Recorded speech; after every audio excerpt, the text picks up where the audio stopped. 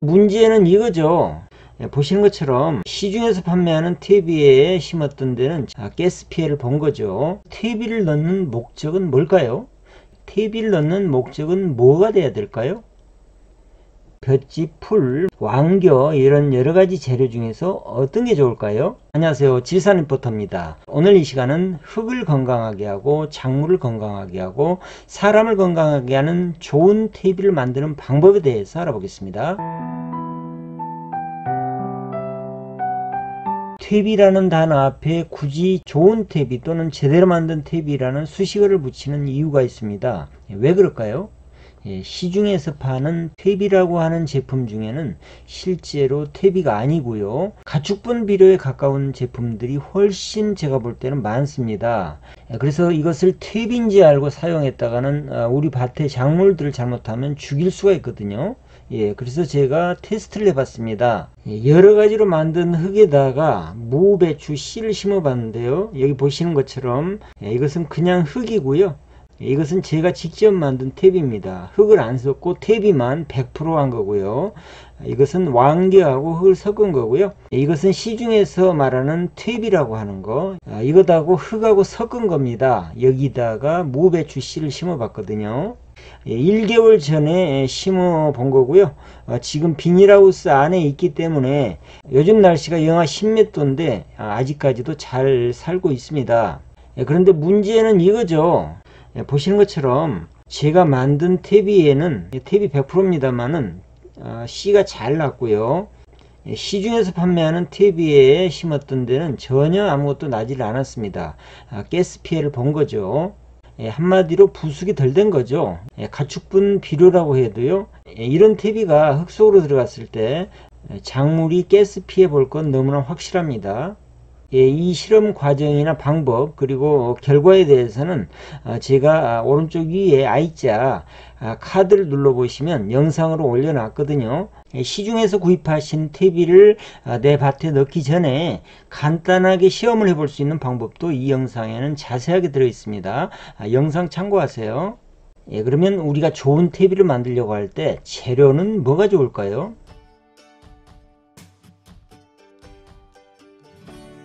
옛날에 우리 부모님들 퇴비 만들 때 재료 보시면 산에서 또는 들에서 풀을 베 가지고 그것을 쌓아서 거기다 인분을 뿌리고 축분을 뿌려서 이렇게 만드는 걸 보셨을 겁니다. 그래서 쌓아서 만든 비료다. 퇴적할 때 퇴자 그리고 비료할 때 비자를 써서 퇴비라는 용어가 그래서 만들어진 게 아닌가 싶은데요. 하여튼 그러면 좋은 재료는 옛날 우리 부모님들이 했던 것처럼 산이나 들에서 풀을 베다가 하면 좋을까요? 아니야, 퇴비는 볏짚이 최고야 하시는 분도 계시고요. 아니야, 퇴비는 왕겨가 최고지 하는 분도 계시고요. 아닐걸, 퇴비는 우분, 소똥이 최고요, 뭐 이런 어르신들도 계셔요. 그리고 산에 있는 부엽토가 좋잖아요. 그러니까 산에 있는 낙엽을 모아서 만드는 게 최고야 하시는 분도 계실 거고요. 수단그라스나 호밀 같은 녹비작물, 녹비작물로 퇴비를 만드는 게 최고야 하는 분도, 이런 여러가지 썰들이 많은데요, 이렇게 설이 많고 소문이 자자할 때는 판단 방법은 간단합니다. 한 가지만 보시면 됩니다. 우리가 퇴비를 넣는 목적이 뭔지를 생각해 보시면 돼요. 퇴비를 넣는 목적에 맞는 최적의 재료를 선택하면 되겠죠. 그러면 퇴비를 넣는 목적은 뭘까요? 퇴비를 넣는 목적은 뭐가 돼야 될까요? 퇴비를 넣는 가장 큰 목적은 흙의 물리적, 화학적, 생물학적 성질을 좋게 하는 것입니다. 사람에 비유할 때 퇴비를 넣는 목적은 의식주 중에서 주에 해당을 합니다. 작물이 사는 집, 다시 말하면 흙의 조건을 쾌적하게 하는데 목적을 둬야 됩니다. 그게 퇴비의 목적이죠. 물론 퇴비 자체가 영양물질이 되는 것도 사실입니다만은 그것보다는 작물이 사는 흙의 환경을 근본적으로 좋게 하는 게 퇴비의 목적입니다. 감기약을 주거나 비타민을 주는 게 아니고 몸의 기력, 면역력을 높여주는 보약을 지어주는 거죠. 작물이 자라는 흙을 건강하게 만드는 게 가장 큰 목적입니다. 조금 더 구체적으로 말씀드리면요, 퇴비를 흙에다 넣으면 미생물들이 달라들어서 그것을 분해를 합니다. 퇴비에 있는 질소분은 미생물의 몸을 만드는 영양분으로 삼고요. 그 다음에 퇴비에 있는 탄소는 에너지원으로 해서 미생물들이 막 증식을 하면서 이것을 분해를 하죠. 그리고 남는 것이 있습니다. 그것이 리그닌인데요. 미생물이 분해하고 남는 리그닌에 미생물들이 달라붙고요. 또 거기에 염류, 영양분들이죠. 이것이 달라붙으면 이것을 부식이라고 합니다. 토양 휴머스라고도 하죠. 퇴비를 넣으면 흙이 좋아지는 이유가 이 토양 휴머스가 흙 속에 많아지기 때문인데요. 토양 휴머스가 많아지면 아주 여러가지 좋은 역할을 하거든요. 이 토양 휴머스는 어떤 역할을 하냐면요. 첫 번째, 흙을 떼알 구조로 만들어 줍니다. 호달 구조, 떼알 구조 얘기 들어보셨죠? 호달 구조는 흙 알갱이가 하나씩 있는 거죠. 떼알 구조는 뭐냐면요. 흙이 유기물을 중심으로 이렇게 동글동글 뭉쳐 있는 겁니다. 자세히 보시면 그런 거 보셨을 겁니다. 토양 휴머스가 많을수록 떼알 구조가 좋아지고 공급률이 많아지죠. 토양 휴머스가 1.8%일 때 공급률이 45%가 되고요. 토양 휴머스가 2.0%가 될 때 공급률이 49%, 3%가 될 때 56%, 토양 휴머스가 4%가 되면 공급률이 60%가 됩니다. 흙의 공급률, 작물이 자라는데 가장 좋은 이상적인 공급률은 흙이 40%, 공극이 60%일 텐데요. 다시 말씀드리면 흙이 40, 그리고 물이 32, 공기가 28% 비율을 보일 때 가장 이상적인 공극이라고 합니다. 그러니까 토양 휴머스가 4% 이상일 때 이런 이상적인 공극률이 만들어진다는 얘기죠. 흙이 이렇게 공극이 좋아지면요, 공간이 많으니까 물 빠짐이 좋아지겠죠. 어떤 작물을 심으실 때 밥 만들기에서 항상 이런 얘기 들어보셨을 거예요. 물 빠짐이 좋아야 됩니다. 이런 얘기 항상 들어보셨을 겁니다. 거의 모든 작물들은 물 빠짐이 좋아야 됩니다. 토양 공극이 좋으면 물 빠짐이 좋아진다는 얘기죠.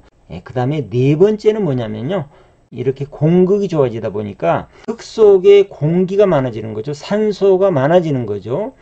뿌리도 호흡을 해야 됩니다. 그래야 건강하거든요. 그런데 이렇게 공극이 많다 보니까 산소가 충분히 공급이 되고 뿌리가 활발하게 성장을 하는 거죠. 그러니까 당연히 작물이 건강할 수밖에 없겠죠. 작물은 뿌리가 건강해야 건강해지는 거거든요. 네 번째, 흙 속에 산소가 충분히 공급된다는 것이었고요. 또 다섯 번째 좋은 점은 뭐냐면요, 가뭄을 타지를 않습니다. 이렇게 토양 속에 유기물, 부식이 많아지면 물을 품는 힘이 좋아집니다. 물을 자기 자신의 20배 이상을 품을 수 있다고 그러죠. 그래서 웬만한 가뭄이 와도 이렇게 유기물이 토양 휴머스가 품고 있는 물을 작물이 이용을 할 수 있기 때문에 가뭄에도 끄떡이 없죠. 다섯 번째였고요. 그 다음 여섯 번째는 영양분을 품는 힘, 보비력이 좋아집니다. CEC라고도 하고 염기 치환 용량, 양이온 치환 용량이라고도 하는 이 영양분을 품는 힘, 이게 좋아지죠. 지난 시간에 자세히 말씀드렸죠. 영양분을 품는 힘이 모래를 1이라고 볼 때 우리나라 땅은 10 정도가 됩니다. 그리고 미국의 아주 좋은 곡창지대 땅은 50 정도가 되고요. 토양 휴머스의 영양분을 품는 힘, 보비력은 250 정도가 됩니다. 우리나라 흙의 25배가 되죠. 그 다음 일곱 번째는 pH 산도를 조정을 해줍니다. 왜 그럴까요? 지지난 시간에 말씀드렸던 것 같은데 이 토양 휴머스는 뿌리를 해치는 수소이온, H 플러스 수소이온을 품어주거든요. 토양 휴머스는 음이온이죠. 수소는 양이온이죠. 그래서 수소이온을 품어주기 때문에 흙의 산도 pH를 적정하게 조절을 해주는 거죠. 그 다음 여덟째는 중금속의 유해작용을 감소를 시켜줍니다. 왜 그럴까요? 똑같습니다. 중금속을 휴머스가 품어주는 거죠. 그래서 중금속의 피해를 감소를 시켜주고요. 그 다음 아홉 번째는 인산 고정을 억제를 합니다.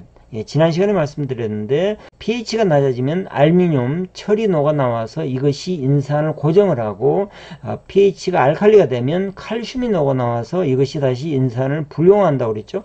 이런 것들을 토양 휴머스가 품어주기 때문에 인산이 고정되는 확률이 훨씬 적겠죠. 그래서 인산 고정을 억제를 하고요. 10번째는 염류 집적을 방지를 해줍니다. 이건 바로 지난 시간에 말씀드렸죠. 염들을 토양 휴머스가 품어주기 때문에 염류의 농도가 올라가는 것을 방지를 해주죠. 그 다음에 11번째 좋은 점은 뭐냐면 이 지온, 땅 온도를 높여줍니다. 이것은 왜 그러냐면요, 유기물이 많아지면 흙의 색깔이 갈색이나 검은색으로 변하거든요. 그래서 햇볕을 흡수를 많이 하죠.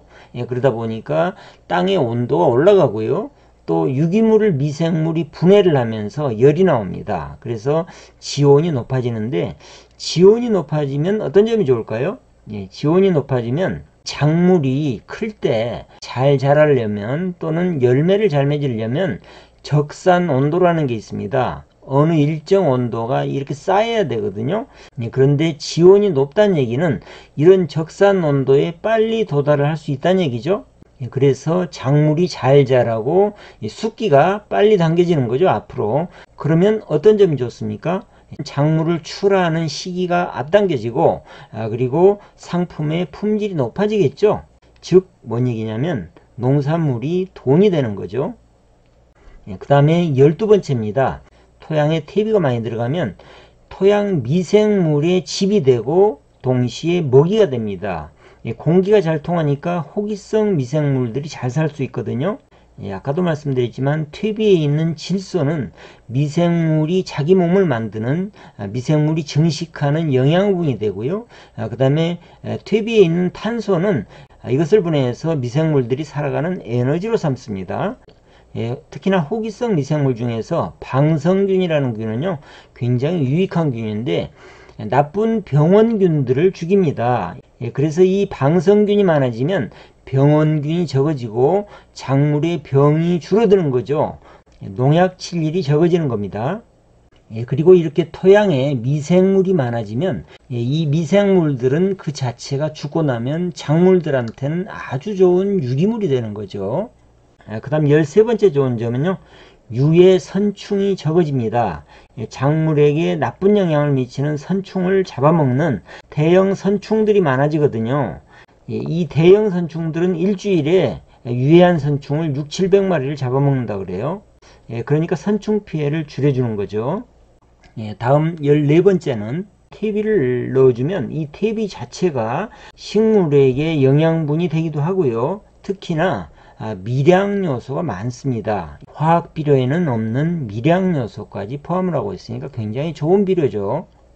다음은 15번째입니다. 15번째는 지렁이에 대한 얘기인데요.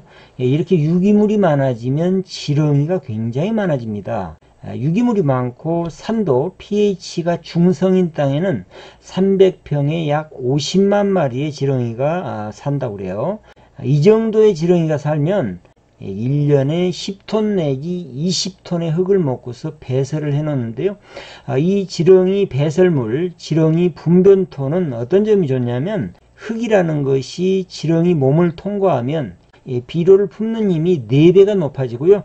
그리고 질소 함량은 3배가 높아지는 작물한테는 아주 보약 같은 흙이 됩니다. 그 다음 끝으로 토양 휴머스가 많아지면 좋아지는 점 16번째입니다. 효소에 대한 얘기인데요.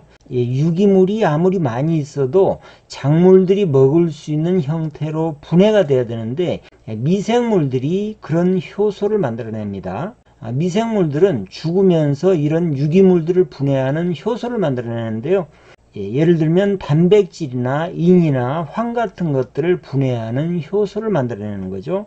이렇게 효소로 유기물이 분해가 돼야 식물이 먹을 수 있는 질산, 암모니아, 인산, 황산, 당, 그리고 미량 요소로 분해를 해주는 겁니다. 토양 휴머스가 많아지면 좋은 점 16가지를 말씀드렸는데요. 그래서 토양 휴머스가 많아지면 자연히 뿌리가 건강하고 영양이 충분하니까 작물이 건강하고 작물이 건강하니까 농약 칠 일 없고요.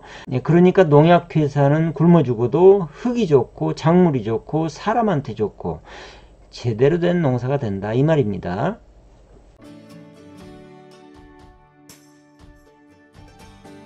그런데 이렇게 좋은 결과의 전제가 뭐였습니까? 토양 휴머스가 많으면 이었죠. 그리고 토양 휴머스가 많으려면 좋은 퇴비를 넣어야 된다 이런 얘기를 했는데 토양 휴머스를 만드는 재료가 뭐였죠? 리그닌이었죠. 리그닌이 많은 퇴비를 넣어줘야 좋다 이런 얘기입니다. 그러면 이제 어떤 재료를 써야 될 것인가 이것에 대한 정답이 나왔죠. 리그닌이 많은 재료를 가지고 퇴비를 만들어야 된다 이런 얘기입니다. 자 그러면 리그닌이 많은 재료는 어떤 재료일까요? 아까 말씀드렸던 여러가지 재료 볏짚, 풀, 왕겨 이런 여러가지 재료 중에서 어떤 게 좋을까요? 가장 좋은 게 나무의 목질부입니다. 말하자면 나무의 딱딱한 부분이죠. 그것이 뭡니까? 톱밥이죠. 톱밥. 톱밥이나 숲입니다. 톱밥하고 볏짚을 비교를 해보겠습니다. 탄질률, 탄소하고 질소율을 탄질률이라고 그러죠. 탄질률이 높다는 얘기는 탄소 함량이 많다는 얘기고요. 탄소 함량이 많다는 얘기는 리그닌이 많다는 얘기죠. 볏짚의 탄질률이 대략 50에서 70으로 봅니다. 그런데 톱밥은 300에서 1200까지 됩니다.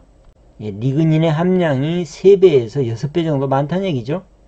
톱밥이나 볏짚 가지고 퇴비를 만들었을 때 최종적으로 흙에서 만들어지는 토양 휴머스 부식의 생산량이 볏짚보다 톱밥이 3배에서 5배 정도가 많습니다. 그리고 CEC 비료를 품는 힘은 볏짚보다 톱밥이 약 7배가 많고요. 그리고 이것이 분해되는 기간도 볏짚보다 톱밥이 10배 이상이 깁니다. 볏짚이 6개월 정도 되는데요. 톱밥은 5년 이상 가거든요. 지금까지 긴 말씀을 드렸는데 결론을 내려보면 리그닌이 많은 톱밥이나 수피 퇴비를 잘 부숙시켜서 퇴비를 만들고 그것을 흙에다가 넣어주면 흙도 건강해지고 작물도 건강해지고 사람도 건강해진다는 얘기죠. 어떻게 만들면 좋은 퇴비를 만들지에 앞서서 왜 좋은 퇴비를 만들어야 되는지 그리고 어떤 재료로 만들어야 되는지에 대해서 말씀드렸습니다. 다음 시간에는 퇴비를 만드는 과정, 어떻게 퇴비를 만드는지 퇴비를 만드는 방법에 대해서 말씀드리겠습니다. 오늘 내용 유익하셨으면 구독, 좋아요, 댓글도 부탁드리겠습니다. 다음 시간에 뵙겠습니다.